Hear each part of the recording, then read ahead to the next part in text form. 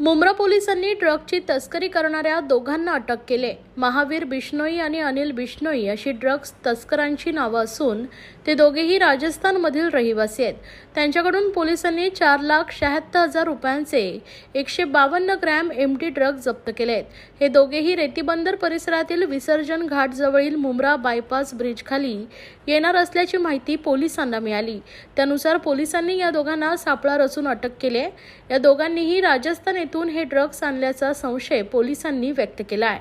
या गुन्ह्यात सहभागी असलेल्या या दोघांच्या साथीदारांचा शोध पोलिसांनी सुरू केला आहे। राजस्थानमध्ये एमडी तयार करण्याची फॅक्टरी असल्याचा अंदाजही पोलिसांनी वर्तवला असून त्या दिशेने तपास सुरू असल्याचं मुंब्रा पोलीस ठाण्याचे वरिष्ठ पोलीस निरीक्षक अनिल शिंदे यांनी सांगितले। ठाणा आयुक्तालयाचे पोलीस आयुक्त माननीय आशुतोष डुंगरे सर आणि इतर सर्व वरिष्ठ अधिकारी यांनी वेळोवेळी आम्हाला सूचना दिलेल्या होत्या की मुंब्रामध्ये नशेखोरीचे बरेचसे प्रकरण असतात, बऱ्याचशा तक्रारी असतात, नशिले पदार्थ इथे विक्री होता असं।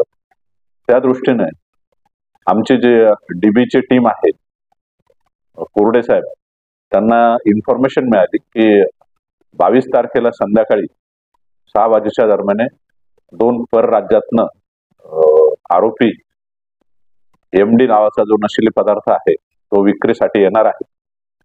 तर त्या अनुषंगाने तिथे ट्रॅप लावला।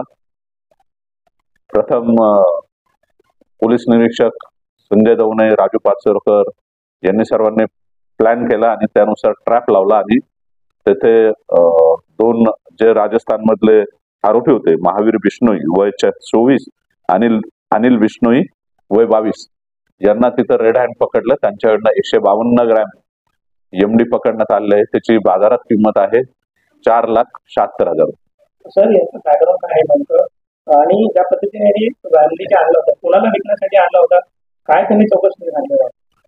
अजून तपास चालू आहे। 4 तारखेपर्यंत त्यांची पोलीस कस्टडी आहे। त्यामध्ये निष्पन्न होईल तर आरोपी, ते निष्पन्न झाल्यास आरोपी अटक करण्यात येतील आणि राजस्थान पर्यंत जिथे हे बनवण्याची फॅक्टरी आहे तिथपर्यंत तपासाची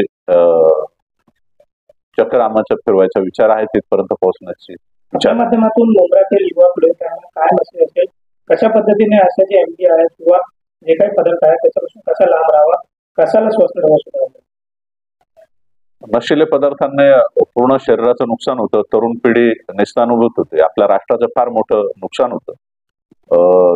आपल्या राष्ट्राची शक्ती ही तरुणांवरच डिपेंड असते आणि तरुण पिढीत जर नष्ट झाली तर राष्ट्राचं फार मोठं नुकसान होतं।